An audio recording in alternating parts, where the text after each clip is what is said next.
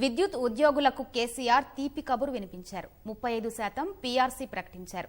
ప్రగతి భవన్లో వారి డిమాండ్లపై చర్చించిన సీఎం ప్రభుత్వ ఉద్యోగులకు కల్పించే ఆరోగ్య సదుపాయం విద్యుత్ ఉద్యోగులకు కల్పిస్తామని పేర్కొన్నారు. తన వరకు వచ్చిన సమస్యను గతంలో పరిష్కరించానన్న కేసీఆర్ కేసులు పరిష్కారం కాగానే మిగతా వారిని క్రమబద్దీకరిస్తామని స్పష్టం చేసింది. సీఎం వరాలపై హర్షం వ్యక్తం చేసిన విద్యుత్ ఉద్యోగుల సంఘాలు కేసీఆర్కు కృతజ్ఞతలు తెలిపారు. పూర్తి స్థాయిలో వాళ్ళకి సంతృప్తి కలిగి ది బెస్ట్ హెల్త్ స్కీమ్ పెట్టండి. అది కార్మిక వర్గం యొక్క నాయకులు ప్రభాకరరావు గారు, రఘుమారెడ్డి గారు, గోపాలరావు గారు మీరు కూర్చొని దాన్ని ఫైనల్ చేయండి. వీళ్ళందరికీ నా రిక్వెస్ట్ ఏంటంటే దానిలో పిచ్చినార్తనం చేయకండి. 10 రూపాయలు పోయినా మంచిదే, కానీ best scheme, the best scheme భరోసా ఉండే విధంగా. ఇబ్బంది మాకు ఏ జబ్బు వచ్చినా మా యజమాని ఉందా మాకు ఆదుకుంటారంటే ఆ కథనే వేరుగా. మీరు ఇంకో విషయం జీపీఎఫ్ పీపీఎఫ్ అనే ఒక గొడవ ఉంది. అది మొత్తం మనకు దాదాపుగా 50,000 మంది కార్మికులు ఉన్నారు. ఈ 50,000 కార్మికులలో ఒక 6,000 మందికి సంబంధించిన ఇష్యూ ఇది, మొత్తం మందికి సంబంధించింది కాదు.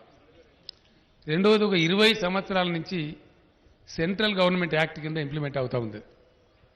అట్నే ఇప్పుడు గవర్నమెంట్లో ఉన్న ఉద్యోగస్తులు కూడా మాకు ఆ కాంట్రిబ్యూటరీ పెన్షన్ రద్దు చేయాలని వాళ్ళు కూడా కోరుతున్నారు.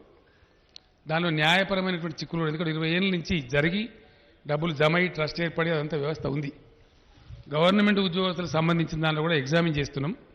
నేను ప్రభాకరరావు గారిని కోరుతున్నా, మొత్తం దేశంలో దీనికి సంబంధించినటువంటి వ్యవహారం ఎట్లా ఉంది, మన దగ్గర ఎట్లా ఉంది, దాన్ని సానుభూతితోని పరిశీలించి వాళ్ళ సమస్య కూడా గట్టెక్కించే ఉపాయం ఆలోచన చేయండి. ఏ విధంగా చేయగలుగుతారో మీరు యాజమాన్యం కలిసి చేయాలి. ఆ విషయంలో మరి పస్కన చేసి పోయి కోర్టు స్టే ఇచ్చి అవన్నీ ఇబ్బందులు వచ్చే బదులు దాన్ని ఏ పద్ధతిలో పోతే దాన్ని అధిగమించగలుగుతామో మీరు సింపథెటికల్గా దాన్ని కన్సిడర్ చేసే ప్రయత్నం చేయమని చెప్పి సెక్రటరీ గారిని నేను ప్రభాకరరావు గారిని కోరుతున్నా. ఆ విషయాన్ని కొద్దిగా టైం తీసుకున్నా సరే దాన్ని కూడా ముగించే ప్రయత్నం సీరియస్గా చేసుకుందాం. మీరు మొన్న డిమాండు మీ పీఆర్సీ విషయంలో వీళ్ళు 22, 24, 25 ఇస్తామని వీళ్ళు మీరు ఈవెన్ మీరు అంతే కదా, అన్ని యూనియన్లు రకరకాలుగా అడిగింది. పోయినసారి ఎంత ఇచ్చినారంటే 30% ఇచ్చినాం సార్ అని.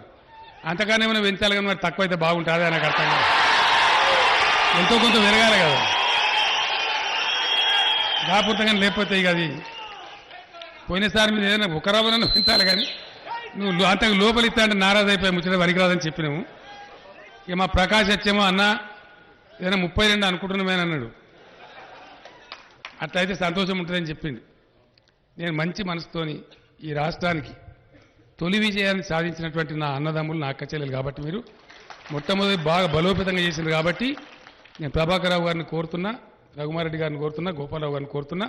మీకు నా మీద కొద్దిగా కోపం వస్తుంది, కానీ అయినప్పటికీ కూడా ఈ సంవత్సరం మన పీఆర్సీ ఏదైతే ఉందో 35% డెఫినెట్గా పిల్లలు బాగా ఉంటుంది. అవుట్ సోర్సింగ్ అని పెట్టిండ్రు, అవి కొన్ని దగ్గర తీసేపించినాం. ఇచ్చే మొత్తాన్ని వాళ్ళకే ఇవ్వమని చెప్పినాం, రకరకాలుగా చేసినాం. మీరు కూడా కొద్ది మందే ఉన్నారు, 48-50 మందిలో మీరు పెద్ద మంది గారు. ఏం చేయగలుగుతామో ఆలోచించి మీ ఏజ్ ఏంది, మరి రోస్టరు, క్యాస్ట్ అవన్నీ చూడాల్సి వస్తుంది. ఆ రూల్స్ని అధిగమించలేము ఎగ్దమ్గా. మిమ్మల్ని ఏమైనా చేయాలంటే కూడా కానూన్ అడ్డం వస్తాయి, కోర్టులు ఉంటాయి, ఇవన్నీ ఉంటాయి. సానుభూతితో వాళ్ళు పరిశీలిస్తే మీరు కలిసి మాట్లాడండి. మీరు ఎవరి దగ్గర ఉన్నారు, ఎట్లా ఉన్నారు, మీ స్టాండింగ్ ఎంత ఉంది, ఏ పద్ధతి అనేది మనం ఆలోచన చేద్దాం. దానికి ఏదైనా మార్గం ఉందేమో తీసి ఆ కమిషన్ బంద్ చేసి మీకే చేయడమా, మరి ఏం చేయడమో, వాటిని ఎట్లా చేసి ఎట్లా ఓవర్కమ్ కావచ్చు, ఏం చేయొచ్చు, మీకు కూడా కొంచెం ఇక్కడ అన్నం పెట్టేట్టు ఏం చేయొచ్చు నేను ఆలోచించమని చెప్తా ప్రభాకరరావు గారికి. ఇంతమందిలో మీరు ఒక్కరు ఎందుకు బాధపడాలి నాకు అర్థం కాదు. అది కూడా మీరు కూడా ఏదైనా పరిష్కారం చేద్దాం. మీరందరూ కూడా మీ కుటుంబాలతోని, మీ బిడ్డలతో సంతోషంగా ఉండాలని, రాష్ట్రానికి ఇంకా మంచి పేరు తేవాలని కోరుకుంటూ నేను సెలవు తీసుకుంటే జై తెలంగాణ.